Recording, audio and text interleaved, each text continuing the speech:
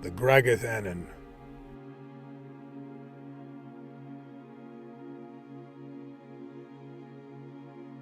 End up in the right pub after you traverse the many braided alleyways of a certain Welsh town, and you will fall into a world of strange stories from the lips of odd suspects, complete with inky tavern lighting. The Gwragedd Annwn are a certain race of fair folk, or good people, or fairies, or, as they are known in Wales, the Tylwyth Teg. The Gwragedd Annwn are female water-dwelling fairies, and they are rumored to live in certain Welsh countryside lakes. Their name is translated to the Wives of the Otherworld. Now, otherworld is a certain term to pay attention to. It refers to the world between worlds, the fairy realm. However, in these parts it depends who you are talking to. If you were talking to a devout and deeply pious Christian, for instance, well, the so-called other world of a pagan religion can only mean one thing: hell. And there you have it. These odd women whose beauty is known to have mystical and hypnotic properties are also known as the Wives of Hell. They are said to be malicious, menacing, and full of mischief. But again, I am skeptical as to who tells this story of them. We have been collectively wrong before. After all, it is also whispered that they are ruled by some strange and mysterious lord who also has satanic themes, depending, once again, who you ask. Though I may fancy myself a Christian, I do believe we are all God's misunderstood children, yes, even the Tylwyth Teg, the Gwragedd Annwn, and their strange dark lord.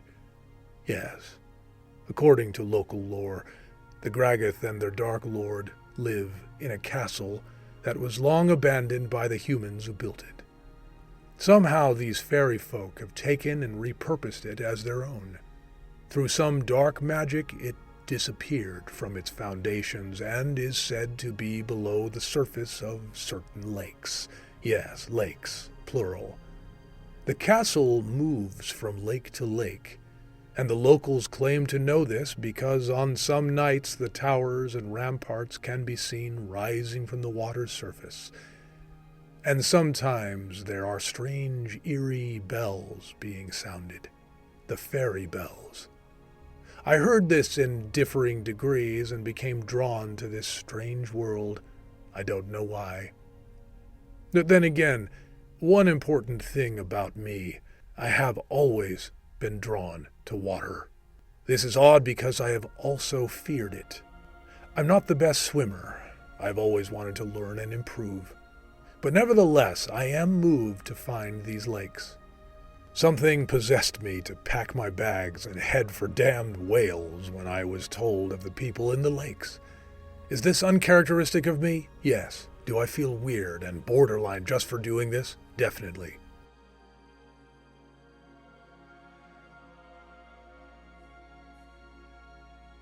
The places, any place, is always best when you just come there. The trick is, and I've been all over the place, so I have tricks, is once you get to your lodgings, leave the hotel as soon as possible and get as far away from there as you can. Get to a pub in this strange, unknown region and experience the locals. Hear their stories. And so here we are. I have found such an establishment. Entered, clocked the bustle of buzzed conversation and evening mirth. I have bellied up to the bar as a man of mystery, and I have ordered a brew with a shot of the bartender's favorite whiskey. Down the hatch, and then comes the first sip of divine Pilsner. Then I raise my head to clock the place. I see the usual fun lovers involved in their conversation. Then there are the onlookers taking note of me and anything out of the ordinary that I'm wearing. I was right to dress conservative and not telegraph money.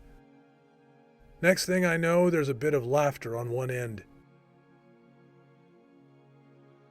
In the corner of my eye, I spot them gesturing towards me. I know what comes next. The laughter will settle, and then the men will look around, feeling a touch of bitterness. I know as the visible outsider, I'll need to get on the other side of that. Besides, I've come to the realm of local lore, and it's high time I showed some respect. I beckon the bartender and order a round of drinks for the whole bar. But only the bar. That will exclude the men standing over there. That brings the desired result.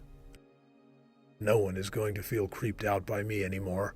Actually, they seem touched, and even grateful. Small-town pubs are still the best. A few tip their flat caps and driving caps and 8-panel hats. Some raise their steins to me. The bar is made of dark and solid oak, held up by red bricks that don't mess around. There is a man who approaches with the decency to bring his grateful smile over. He doesn't seem to have the needy look, thank goodness. Seems the man only wants to converse rather than look a gift horse in the mouth. This is just what I was waiting for.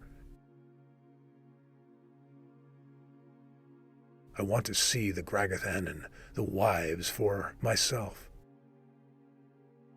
So this new would-be friend takes up a stool at the bar next to this old fish out of water. He extends his hand to me.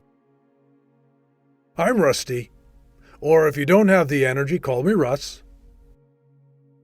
Rusty it is. He asks, what brings you here to these strange and less trodden by tourist parts? To which I mention that I'm a simple creature, and that I'm a fan of touring any place that isn't touristy.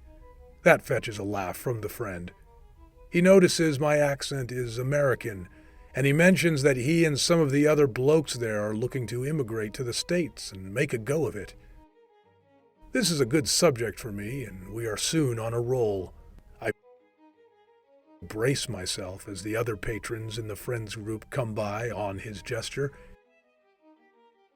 They are a curious lot. Great faces full of warmth and song and wisps of white stress in their blue-collar lives between work and family. I tell them that they can make a go of things in the land of opportunity, but it is hard work. Just don't be afraid to network and never eat lunch alone, you know? Hustle. Don't go there to take it easy. That's for the generational folks, not for the immigrant. I fix up the courage in the middle of this to ask them about that underwater fairy castle. Well, that turns out to be ominous. It doesn't matter how loud the bar noises become. All those men heard me. They stare back at me. Yes, they know this place of which I speak. Good. Of course, being sensible local folk, they try to convince me that it's not worth pursuing and that it's a lot of bad luck that I don't need and blah, blah, blah. I tell them in no uncertain terms that it is my life and my destiny. Hell, it's the same destiny that's feeding them the Pilsner and Stouts right now. To this they chuckle. It is the same destiny I've been breathing in the air since I touched the ground this morning. I feel like I'm underwater and I can't breathe. I fear this will go on unless I can see this place. One of them, Rory, takes off his herringbone flat cap and puts it to his heart. Well, damn it. This must really be a foreboding place. My whole life I've been nagged by this need to become one with the water, to merge with it. I can't explain it. I recently learned that I had a great-great-great-great-grandmother who happened to be pure Welsh, as pure as possible, whatever that means. I share this intel with my new friends, to which their curiosity is piqued. They ask, of course, if I know where in Wales she was from, and I say Cardiff. It gets me some added cheers.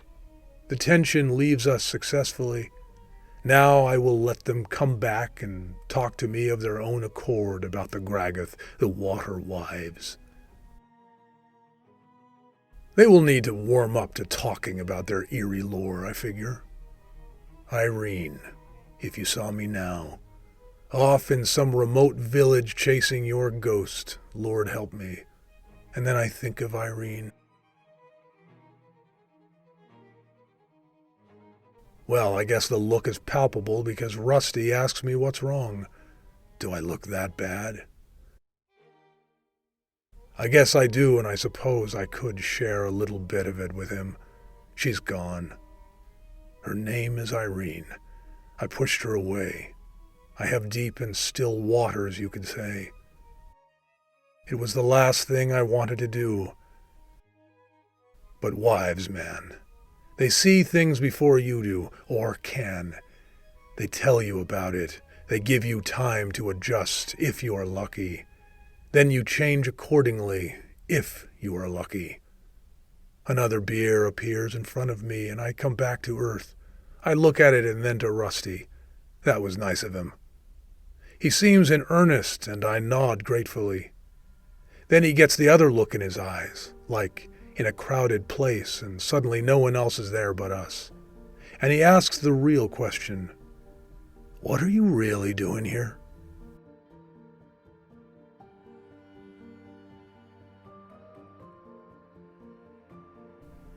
Next thing we know, we are at the shores. It's a truly strange night out. Muggy. Not something I expected out here in cold Wales, but they say this place is special. Rusty is waiting by our cars. He said he'd rather not follow and that I ought to heed that. We caravanned as he insisted on being able to drive off if anything happens. Off my disbelieving chuckle, he tells me that I should be mindful of this place. He seems convinced that I am indeed a descendant of the Gwragedd Annwn. Rusty says I may see one in the water, and that I should not look into her eyes. What will happen if I look into them? He says that I may hear the fairy bells that ring from the underwater castle on strange nights like this, and then it will be too late. I'll be lost to this world. I will follow her into the water, never to return. So be it. Without Irene, how can I care about anything else? A man needs to be useful, and if he's not, his wife sends him there, if he hasn't the inspiration to find it himself.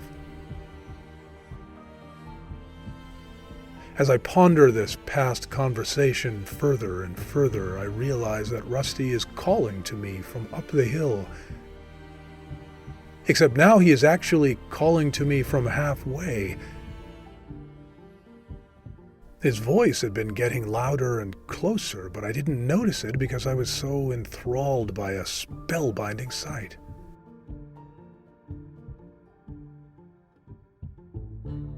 There, just emerging in the dark waters, is the rising face of a beautiful woman.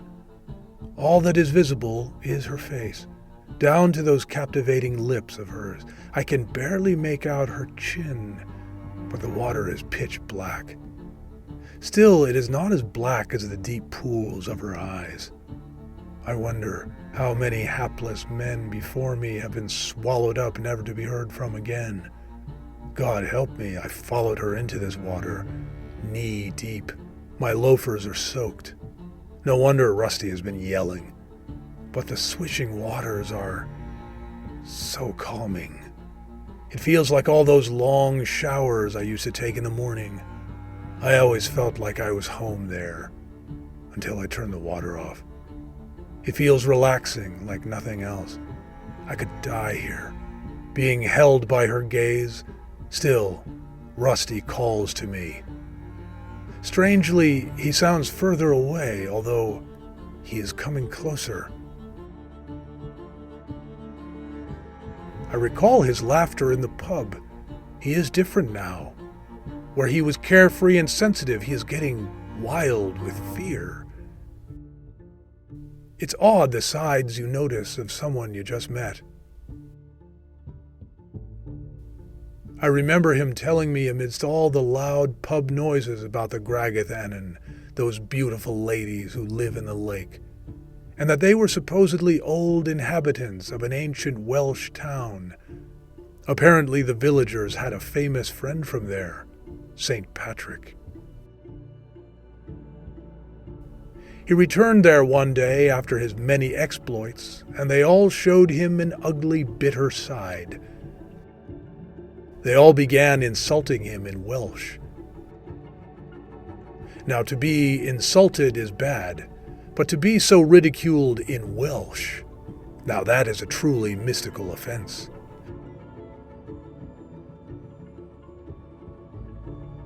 So he cursed them all. The men he turned into little fish and other water creatures. The women he turned into dark underwater fairies. So now they are sad things, acting out their bitterness on hapless passerbys. The children were spared and were adopted by the neighboring villages. Little is known about these orphans now, but there is an old Welsh belief that their descendants are marked by a tendency to be drawn to water and constantly dream of it. If ye be one of these such descendants, then you will be able to see the Gwragedd Annwn in the lake. Just remember, don't look into her eyes. Too late. I realize all of this as I stand in the water. Heaven help me, these are my people. Your people are out there, Irene whispers in my ear. They're waiting for you. Today I release you. I won't be in your way anymore. I can't watch her pack her bags because she already has.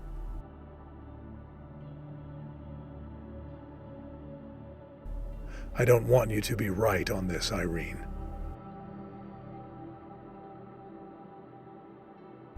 I want to go on hating you for being wrong and selfish. The water is gentle and relaxing and pulling up all these strange thoughts, and there are the Gwragedd eyes pulling me further in. I'm about to turn and tell Rusty everything is okay when I see the corner of her lip curl upwards to begin a smile. She has me held fast. The water may as well be pythons wrapped around my ankles. I couldn't break free, nor do I wish to. Am I in heaven? Then I feel two strong hands clamp onto my shoulders. Rusty has the hands of a factory worker, a bricklayer. So odd. In the moment, I truly admire that.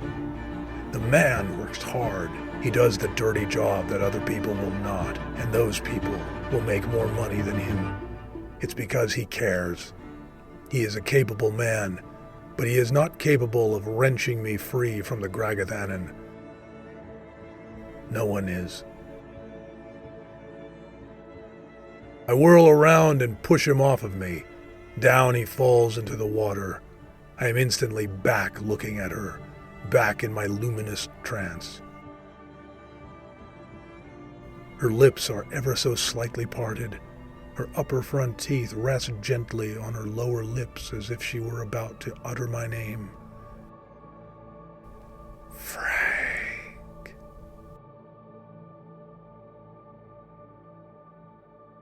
My heart aches now. It feels as though it was always this hurt. Just to be here in the water, drawn to that mouth and those eyes. Those eyes which now seem sad in a way I didn't notice earlier. They hold me in my obsession. It gives me the odd fervor to fight off Rusty as he attacks and yells out things like how he can't leave me there with whatever it is I'm seeing. I must come with him now. Please, he implores. Alas, the water pythons have me, and even worse, Her eyes have stabbed my beating heart with a kindred sorrow that seems to mirror my entire life. Again he tries. It's no use, Rusty. I'm not worth the grief. I easily fight him off. He seems to tire while I eerily seem to grow in strength. Finally, he gives up with a whimper. He begs me one last heartfelt time. It's no good. He does notice something in me, though. Must be some kind of change in my appearance because he realizes I'm a lost cause. Meanwhile, I feel so alive. I turn back to see her. She is closer now. She has risen out of the waters and revealed her exquisitely naked self. Her long, dark, and wet hair clings to her muscular skin. Her arms are outstretched to me. What a warm night it is. All I can do is give to her what her beckoning heart wishes. Irene, you were right about me. There is a place after all. Poor Rusty. It's not your fault. I turn and tell him everything will be okay. Then I move towards my lady, my wife of the other world. And as I am almost into her wanting arms, a smile comes across her face.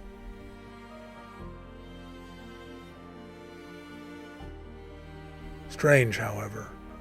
It is unlike any emotion I have ever known.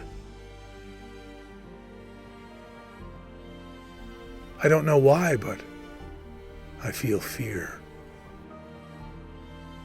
Perhaps this is heaven, or is it some other place?